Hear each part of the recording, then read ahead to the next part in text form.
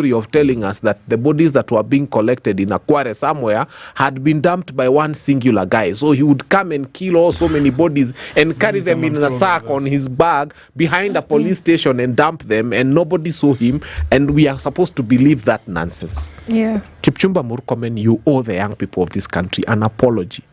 You owe the parents of this country an apology. You cannot wake up and tell them that these people died during the Uhuru regime or the Kenyatta regime or Mwai Kibaki regime, or they died in the future regime that is coming. That nonsense is not acceptable. Or maybe he can tell us, apart from the police, which is this group that is and actually... if it is not the police, then the police have failed in protecting the people of this country. And the core mandate of any government, first, is to protect the lives of people. Then the second one is to protect property. So if this administration has failed in protecting the lives of people, so that we have people who are not policemen killing other people, and we have policemen in this country, then this administration needs to resign, starting with himself. Okay. You know, some say the president is probably the most hated president in Kenya's history. I mean, how true is this, surely? And if at all it is, what are the effects of such a view when it comes to the presidency? What are the effects by Kenyans? Number one, I don't have something called a hatometer for measuring the level of hate. But indeed, I have never seen such bile and vitriol and anger directed towards one. In fact, me, if you hated me like that, I would just resign. I don't have to be president. That's one thing President Ruto needs to realize, that if he was to leave that office, people would focus their eyes on the next guys who occupy the office. So he doesn't have to place himself in a position where people hate him that much. There is the option of resigning. And I feel that from where he sits, he thinks that seat is very important. Mandela will tell you it's not. Mandela, after 27 years in prison, tells them, I want a 1-year term. I mean, a 4-year term. And they're like, we don't understand. You fight for 27 years, then you want to be president. He tells them, the reason I fought was not so that I become president. In fact, I became president to help you transition. The minute people realize how useless these positions are. I told people when Herod was killing babies, he was 69. Children have been born. There's a fool who is 69 thinking they are a threat to his kingdom, and he's 69. And then you're killing a baby born yesterday with swords. This is the kind of thinking that Kenya does not need. If I was President William Ruto, would come and tell Kenyans, really, if you hate me this much, there's the option of resigning. Well, the president is out here trying to make, come up with solutions, if I can put it like that. In fact, the other day he was in Wasingishu about 8 days ago. And I want to say, guys, I'm trying to unite this government, and that's why we saw suddenly Uhuru's men joining government. Also, I think about 2-3 days ago, Alikuwa anasema, my main aim is to unite Kenyans. He's delusional. Kenyans are not divided. Just go to Kibra here. There's a Luo sharing salt with a Maasai and a Kikuyu. And come to this studio. I don't even think we all speak the same language. Everywhere we go, even in Matatu, Zato Kilipia, mtu fare sometimes who doesn't have fare to go home. You don't ask them, are you Kalenjin, are you Masai, are you Kikuyu? What are you uniting? We are people who have been going to Maandamano as young people without even knowing who comes from which tribe. I agree. We are doing weddings every day, marrying people from other tribes. This nonsense of telling us you're uniting Kenya. Kenya is not disunited. It's true. But when you see now Raila men in government, Uhuru men in government, how would you judge government's performance thus far as we're getting into the new year? It's not Raila men we needed in government. It's not Uhuru men we needed in government. It's performance we needed in government. It's bad policy we needed to eliminate from government. I mean, we have living examples of country like Jamaica that allowed their airports to be run by, their aircraft to be run by other people. And then the pride of Jamaica came to an end and so on and so forth. They are living examples of horrible, horrible decisions that the country must never make. So you don't bring a problem and then you start looking for a solution to the problem, and then you want us to clap for you because you brought a solution to a problem that you created in the first place. So it's not about bringing Raila men into government. It's not necessary. It's about saying, wait a minute, was Adani important for this country? I submit to you it's not.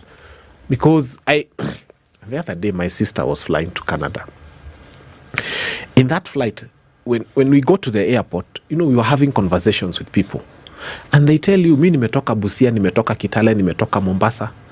Not everybody who boards a plane from JKIA is coming from Nairobi. It's true. Literally, people plan trips.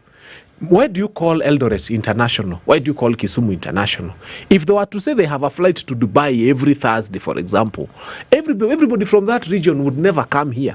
So there's congestion here because we've created it, because we are stupid enough to create congestion here and then start asking Adani to come and invest in our airport. Every day there's pickups of Miraa running wild, almost killing people on the road, leaving Meru to come and bring Miraa here, which is going to Mogadishu. Na zimepita Isiolo International Airport hapo. Na kuna ingine imejengwa huko Wajia. Total nonsense. Isiolo is so close to Meru. Why don't we start having small flights taking Miraa to Mogadishu from Isiolo? I mean, how many people are leaving Mombasa, Kilifi, Kwale, Malindi because they are flying to the USA or to Dubai or to Qatar or to Turkey and they have to come here? Mombasa International Airport, if they had a dedicated flight known on specific days, I mean, nobody books a flight like a Matatu now. Some people book a flight even a month before, 2 months before. So it is possible to run our airport without expanding it. And I dare submit to us that we have the wrong people running this place. It's not the airport we need to expand. It's the brains of the people who are managing our airports. Just come and say, wait a minute. How do we deal with these other existing airports? And if we do that, then we don't need Adani. So the president is creating problems and then having a headache trying to resolve those problems and then expecting us to clap for him because he has resolved problems he created in the first place. Let me ask, do you think the president and all the people in the government owe Kenya an apology? Because when you look at the manos that happened in June, instead of coming out to Kenyans and telling them, I've had your problems, we were called terrorists. And then now when you look at the language that they're giving us, where they're saying, you know, no child has been killed, and that we have to respect the president, we have to respect the people in government, do you think they should just step down and say, okay, we owe Kenyans an apology? You see, the only time they think a child has been killed is if one of them or one of their own had died. And we shall never wish that one of their own dies. Because they are insensitive to the lives of people who they don't consider important.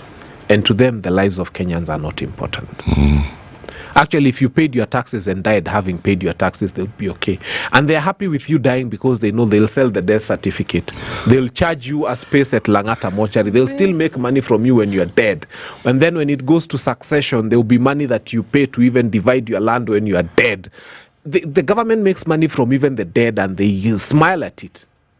When you practice law, then you realize that the dead person pays a lot of monies thereafter, starting with a burial permit the dead person needs. Then you go to the death certificate, the dead person is paying for it. Then you go to the site where they are going to be buried in Langata, Kuchimba too, the dead person is paying for it. This dead person pays a lot more money to them still even when they are dead. So they don't care because all they look at is your taxes. And if even when you go, if you're going to pay some little more taxes in your deathbed, then fair enough. So we need to elect, and I dare submit, people who are sensitive to Kenyans. And our biggest cardinal fight for 2025 as we begin is on IBC.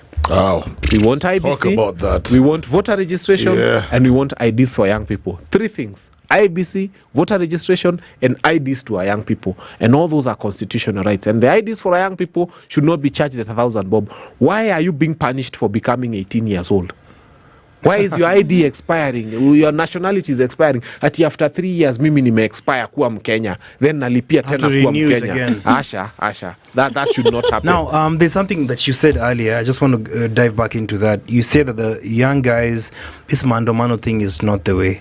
What would you advise people who want to make change in Kenya right now? What procedures should they follow so we can impact change Number in this one, country? for the last 2-3 months, we've not had maandamano in this country. Has the government been checked on check? Has it been on toes?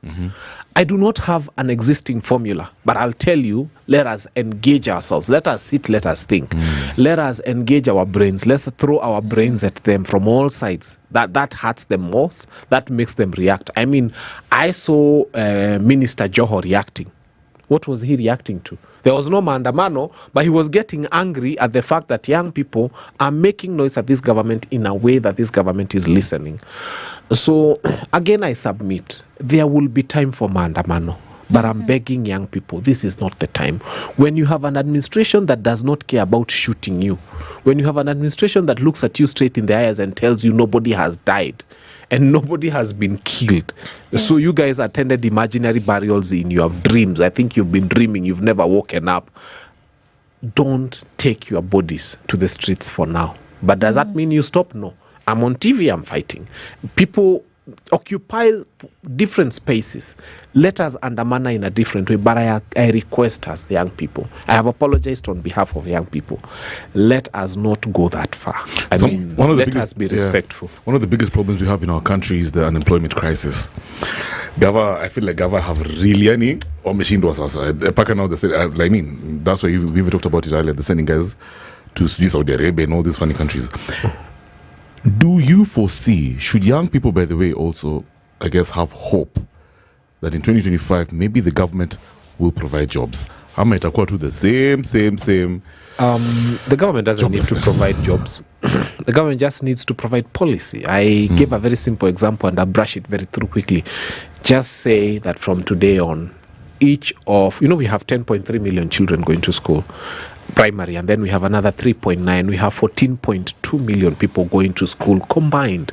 Just make a policy that say every single child who is going to school must eat an egg, full stop, a boiled egg, full stop.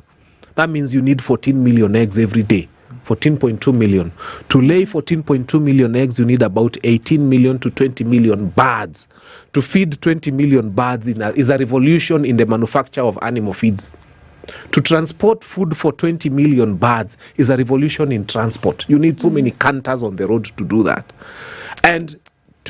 So when you think about a simple policy, every child must eat a boiled egg. Na muzazi ambu afadhali ukose school fees. Usikose 10 bob ya mayai. Every day a child must eat an egg. What is the net effect? We have healthier children. Following term, make a declaration. Every child must eat a fruit. I don't care whether it's an apple, it's a mango. You can cut a pawpaw into two. You can cut a melon, but every child must eat a fruit. If you make those declarations, then people from the ministry just come to inspect that the headmasters are making sure that every child is eating one egg and every child is eating one fruit. You have a whole agriculture revolution in this country. As long as the declaration is clear, they cannot be imported fruits, they cannot be imported eggs. So it's about a government that thinks. When you are importing a handkerchief 60 years after independence, kaeni na makamasi. I mean, there are things you just come as government and say from now on, this is government policy. If I was sitting in this government, I would just make policy. Just think about it. When you think about the production of 14 million eggs, from transport to animal feeds, to the amount of diesel that will be used, to the veterinary doctors, drivers, everything. The country will be busy. I agree. And the children will be healthier. So, and these are things that Kenya doesn't need to get from China. Finally, we are speaking of unemployment. I'll tell you why we are broke. For every 10 shillings a Kenyan earns, they spend about that 5 shillings outside the country. All of us seated here are probably wearing imported clothes, imported shoes, imported everything. So you work so hard to earn here, but you spend that money in China. If you think about it that way, and you start saying, kama hamwezi tengeneza shati kaeni uchi, and you start closing and becoming very firm on these things, what will happen is that now you'll find because what would have happened, the 5 shillings, I made 10, I spent 5 in China. If we start reducing on our imports, it means 2 shillings will go to her. Because I need a bracelet and I have to buy it to her. So hii pesa itaanza kubaki huku na itazunguka huku. We are working so hard here, we are spending outside. Let's talk a bit of politics now. Politics ya Murima. Actually, I saw the former deputy president, Rigathi Gachagua, alikuwa anasema the people from the mountain will not entertain betrayal. They've never entertained betrayal, right?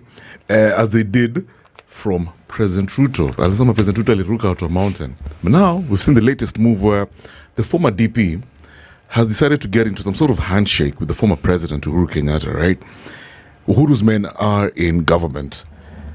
Are we going to see now some sort of benefits to this, in the sense that even during the general elections, come 2027, if at all we'll have one, Ruto might probably get a substantial chunk of votes from Central, due to the fact that Uhuru is now working with him? And I guess that's a strategy that's going to be beneficial for UDA and the ruling coalition. Am I right? Am I right? Let's first discuss, why is Mount Kenya important? Because that question comes. These 10 counties, that also count Nairobi, and there are so many Kikuyus in Nairobi. Don't count Mombasa, there are very many Kikuyus there. But these are the 10 counties that are called Mount Kenya. Why are they important? It's because their gross domestic product is $28 billion. If you take what is now called Mount Kenya, their economy is twice the size of the Rwandese economy. And if they were to be ranked in Africa, they would be position 32. Impressive. And about position something, I think 90 in the whole world. And that is why this region, beyond the numbers, is a stubbornly economically viable region that would run as a country very effectively on its own. And if you take this 28 billion, you'd have to combine maybe another 20 or so, or 25 to 30 counties of the remaining ones to get anywhere close to where these Mount Kenya counties are. That is their gross domestic product. That is how critical this region is. And so everybody wishing to belittle them finds that they control a lot of factors of production and a very huge section of the economy before you talk about the votes. Now, President Uhuru Muigai Kenyatta, unfortunately, Mount Kenya, where I come from, people do not follow a leader. Leaders follow the people. The people of Mount Kenya had left William Ruto.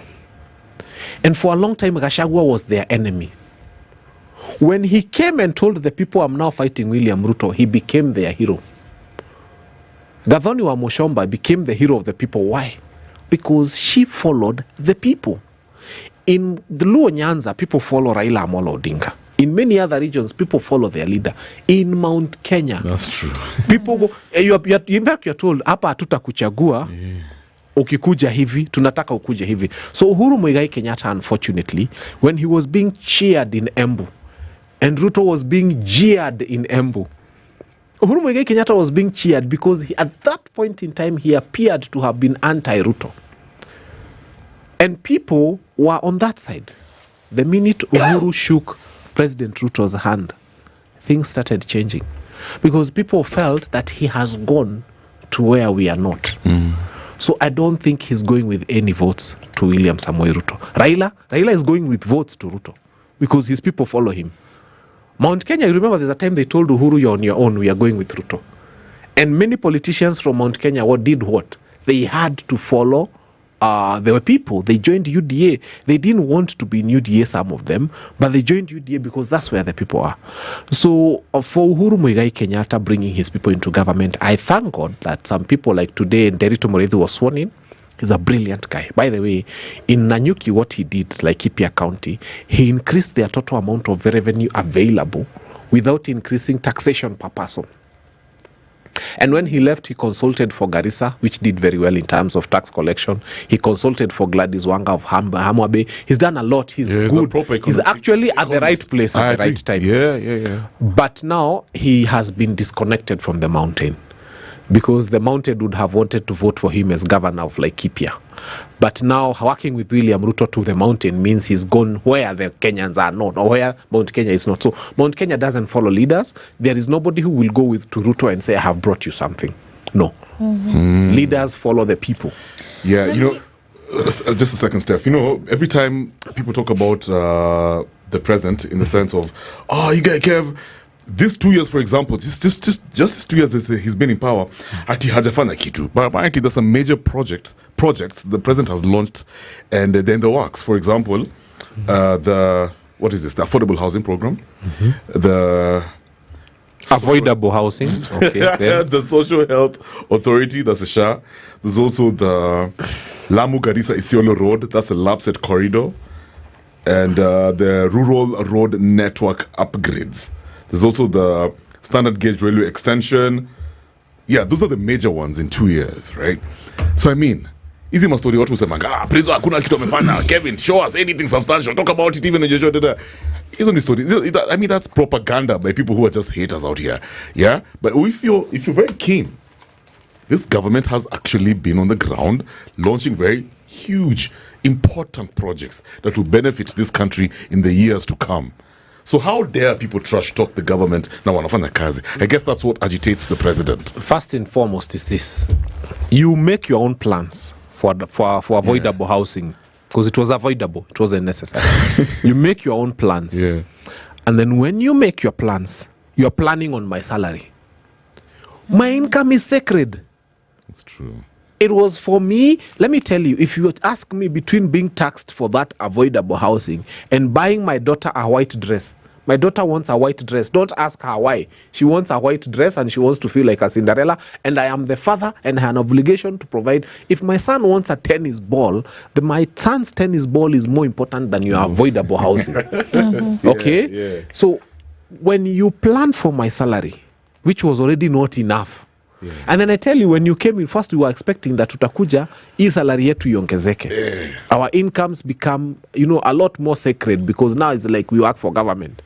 But then you come first and plan to raid on my salary Unaichinja tena. and reduce on what I am earning. That makes my life. So I have to go and start telling my landlord, enyewe, when I got into this house, I would afford.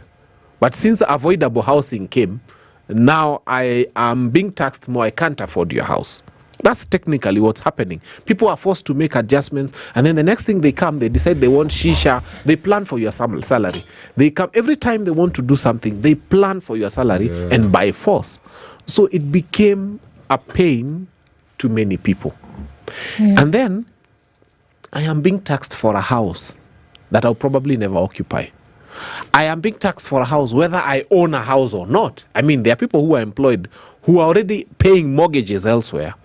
Why am I paying for this one and I'm paying for a mortgage? It should have been something optional. So basically, don't talk about avoidable housing. There are many other things they claim to have done. But still, again, they are not priorities for Kenyans. Right. The priority for Kenya, number one. Now, shisha, we spent 104 billion removing N from NHIF to put S. Because that's what we did. That's true. 104 billion. And now it's not working. And by the way, we've been told to carry our. You see the directive on was it? I confused this Jamhuri Day. He said that parents will accompany their children to school to register. And I told Kenyans, I think we don't understand what that means. Let me explain it in 2 seconds. It means, I told you we already have 14.2 million people who go to school every day. 10.3 million primary school, and then 3.9 million high school. Ordinarily, January tarehe 6 mtaona, we have a transport crisis when we are taking 14.2 million people to school. I don't know whether you know that. There's usually a transport crisis. Enda Machakos, boys wanaingianga school bus, wanaingianga buses through the window. Now the president, in his wisdom or lack thereof, has decided that now these children will be accompanied by their parents to school. So just imagine one child is accompanied by one parent. What happens is, now you have 14.2 million people times 2. You have 28.4 million people on the road on that day. We cannot handle that. It's not going to be able to happen. Remember, we spent 104 billion on a system. NTSA poto ni kadogo, unozanga nduthi bila kutoka mahali huko. Now you have a big system costing 104 billion, but parents have to be put into a transport crisis where 28 million people will be on the road in one day. I don't know what will happen. But number 2, and most importantly, and we have to think about it, is this. The driver wa hiyo molo line ama whichever matatu is taking, he also has a child. Kwa hivyo hiyo siku hayuko akupeleke shule, ameenda. Ukifika shule ya mtoto wako, the teacher who is supposed to register you also has a child. If you are blessed, kunajua kuna senator wetu mmoja anakuanga na graduation ya mtoto every year.